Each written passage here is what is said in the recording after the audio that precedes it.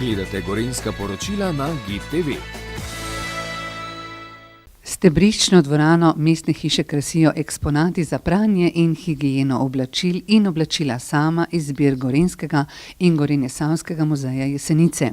Dve kustosinji, ki se sicer poznata že iz študentskih let, radi sodelujeta tudi pri postavljanju razstav. Ko so lansko leto skupaj delali razstavo, sem videla njeno razstavo Žehta, je rekla, pet pogledat, in jaz sem bila očarana.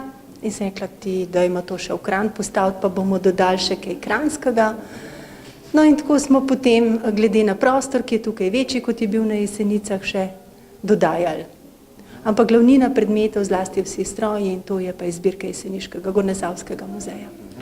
Moram pa reči, da je pa Tatjana bistveno dodala še nekaj bistvenega, mogoče to na panojih, ker jaz nisem imela prostora, pa nekako ni šlo, in predvsem tudi te velike povečave fotografij, ki dajo dodaten čar in novo dimenzijo nekako. Vsakdanje življenje že od nekdaj sodi tudi pranje oblačil. V preteklosti, ko še pralnih strojev ni bilo, je bilo za ženske pranje perila eno izmed najtežjih gospodinjskih opravil in si zasluži muzejsko obravnavo. Gre pa za obdobje tam od 20 let do konec 60-ih, ko so bile te, ko je prišlo do največjih sprememb, pa ne se danes imamo pa samo še bolj moderne stroje, v bistvu to ročno je pa že zdavnaj mimo. Ste vedeli, da so včasih oblačila prali z bukovim pepelom? Oblačila so med drugim dajali tudi na sonce, da so madeži hitreje zbledeli.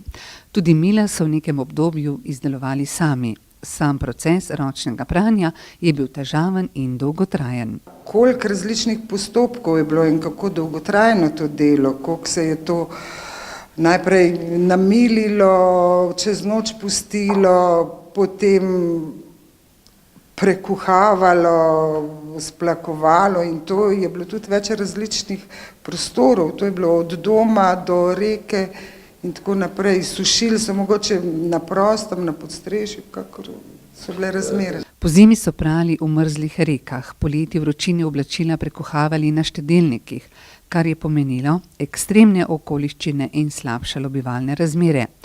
Kaj pa moški? Kakšno vlogo so imeli nekoč moški pri pranju perila? Zdaj, če je bilo treba kaj težkega dvigati, če so prepeljali žehto na vodo, takrat so pomagali. Pa če so se hoteli prikupati. Ja, če so točke nabirali. Sami se spominjate, da ste na roke prali še celo mladost. Danes je to opravilo celotne družine. Seveda s pomočjo pralnih strojev, ki so v Slovenijo v rabo prišli poznih 50. oziroma 60. letih.